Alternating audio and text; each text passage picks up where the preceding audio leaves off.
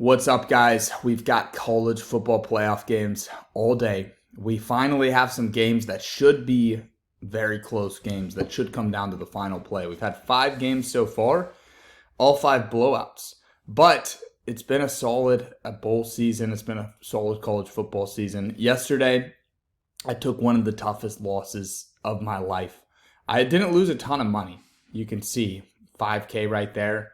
I probably lost $7,000, $5 to $7,000 total. So not the end of the world. We won over $7,000 as well over the last week. So we've been profitable. But the reason this hurts so bad is because I had $50,000 coming in. If South Carolina could have just done their job, man. If they could have just done their job. Right here, this play would have cashed. They were never going to cover though, so that one does not sting as bad. Although they did have the ball up 7 at one point, and if they had just scored, they could have really put Illinois away. They should have won the game outright, however, and it's super disappointing because this would have been 10K, this would have been 14K. And then as I'm editing the video, just kind of deleting some slides, opening up space for today's picks, you see this, 200 to win 1,152. Green, South Carolina cost us again.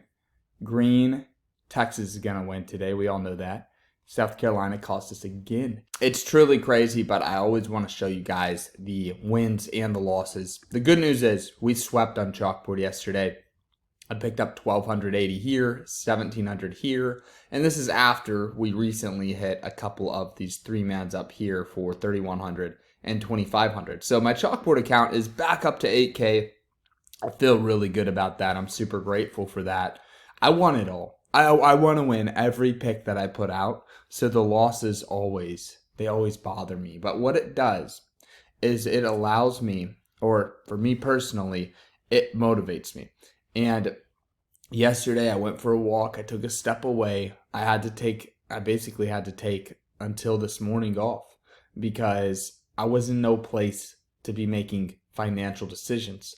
And I'm sure some of you guys can relate to this. When you barely miss the big win, that is not the time to fire again because you're going to be reckless. You're going to do something that you're going to regret. For most people, you need to take a few days off. But for me, man, we got college football playoffs today. I can't take the day off. I can't do that. We've got some more plays today. I will say yesterday was a player prop day. That was easy money on those player props. Today, I like just straight parlays right here. So I like Oregon +3, Texas and Ole Miss to get the job done. So I got Ole Miss -6.5, Texas money line on both of these. That's really the play here. And then I'm pairing it up with 2 things that I like in 2 separate parlays. So if either of these hit, we profit. We're putting $800 out.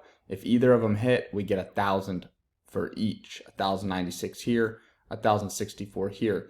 And one thing I want to point out, especially about the Ole Miss game, because these 2 games, Oregon and Texas and Georgia, those 3 games are college football playoff games.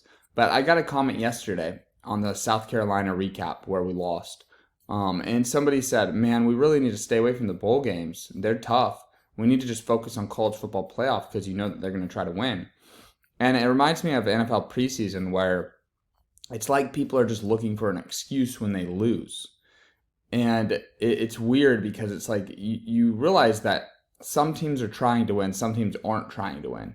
That would mean it's easier to win. It's easier to profit. Like if I go back here, you guys can see the red. I had 1 loss, South Carolina, but we had Syracuse. We had the over. We had Army -17. We had the Bucks, which is NFL. But we won so much in college football. It's insane to think, oh, I should just not do college football. Dude, Penn State, easy win. LSU Baylor over. That was an easy win right there. TCU, they won 34-3. So there's a ton of opportunity. We had 1 loss. If we end up going like 13-1 in college football postseason, it's solid. Don't let 1 loss get you down. Next time, let's just not pair South Carolina, pair one thing with everything. But on the flip side, we have paired wins with everything, and it's just, it's high risk, high reward. I'm pairing Texas with everything today. I'm pairing Ole Miss with everything. Texas and Ole Miss, those are my linchpins going forward. I will pair those two with as many things as I like going forward, and I'll build a bunch of 3-team parlays. A big reason Ole Miss is included in these plays is because they're all in. They have a coach that has talked so much crap on Twitter about the SEC being better than these other conferences. He cannot afford to lose this game. And they have players, their quarterback Jackson Dart, he just played a terrible game against Florida. These players want to bounce back. They want to finish on a high note. It's not the same, but it is similar to Oregon last year in the Liberty Bowl. They had no reason to play. Bucky Irving, rookie running back for the Tampa Bay Buccaneers, NFL running back, guys, he played in that game. So Ole Miss is going to have a lot of players playing, even guys that have futures in the NFL. Now, Trey Harris isn't going to play. He's been in and out, banged up all season, but they still have enough guys for Jackson Dart to throw the ball around. They're not afraid to run the score up. Ole Miss is such a great play for your linchpin.